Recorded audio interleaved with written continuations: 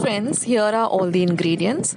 So like I said, what I did with the sabudana is I took 1 cup of sabudana. I washed it very well under running water, soaked it in about 2 cups of water and kept it for about 30 minutes, and then drained all the water and kept it for about 2-3 hours, and then you get this lovely separated grains of sabudana. They don't become slimy and sticky.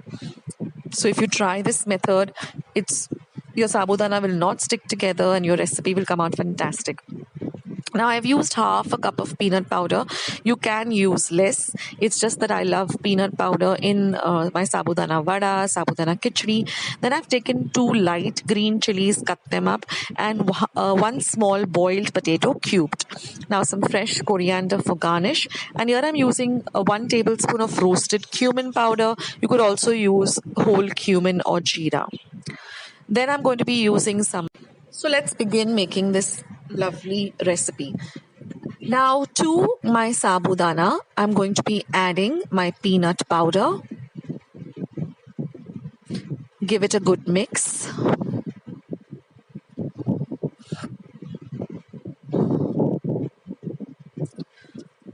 Then I'm going to be adding salt to taste. So about 3/4 of a teaspoon of salt. You can add as per your taste. Just a pinch of sugar. And give everything a good mix. Now here I'm using the medium size sabudana. You get very tiny sabudana too, but I like to use the medium size sabudana grains. Now in a pan, I'm just going to be heating about 1 tablespoon of desi ghee or clarified butter. Now once the ghee melts and becomes a little bit warm or hot on a low to medium flame, we're going to fry the green chilies well so that the ghee gets nicely flavored and gets a little spicy with the chilies. This is a very key step, that the chilies get nicely fried. And the way that you come to know that your chilies are fried, that they'll have some kind of a white spotting on them.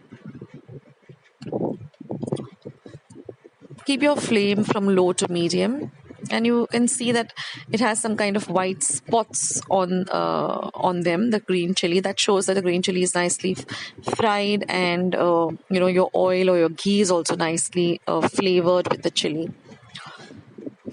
Now once that is done, we're going to add our roasted cumin powder, and like I said, you can also use whole cumin. Just use about half a tablespoon or 1 tablespoon. Then you're going to add in your boiled potatoes. You can increase the amount of potatoes if you want. I'm using just about 1 small potato. You can increase the amount of potatoes if you like. Now once the potatoes also are nicely coated with the cumin powder and the chilies, now we're going to just add in our sabudana mix.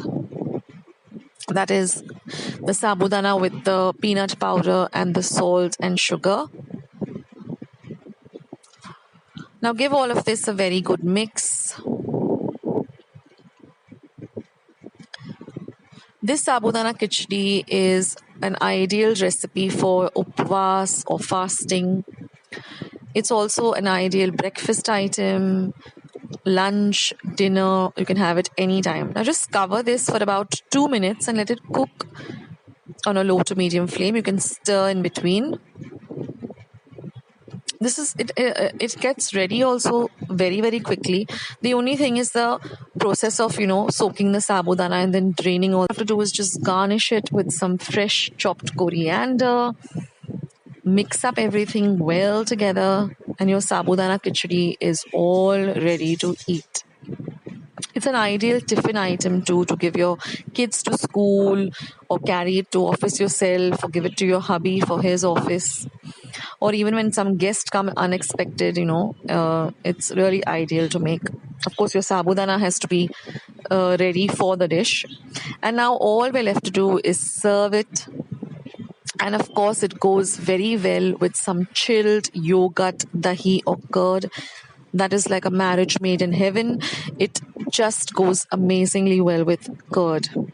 I have a recipe on how to make your curd or dahi or yogurt at home. I will leave a link of it below.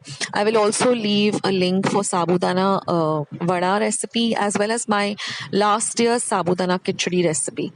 So be sure to go and check it out. Homemade dahi has a totally different taste. It has a totally different flavor and it's so fresh. No preservatives or nothing added. So check out my homemade dahi recipe. It's simple. So here friends, our Sabudana Khichdi is all ready. I hope you like this recipe. I hope you give it a try and do let me know in the comments box below what you thought of this simple yet delicious recipe. Do not forget to subscribe to Akshata's recipes by hitting the red subscribe button. It's completely free. And once you have subscribed, just click on the little bell so you won't miss out any of the recipes or vlogs or videos coming up on my channel. Thank you so much for stopping by at Akshata's Recipes. Spread the word about my channel. Share my recipes with family and friends. Visit my channel.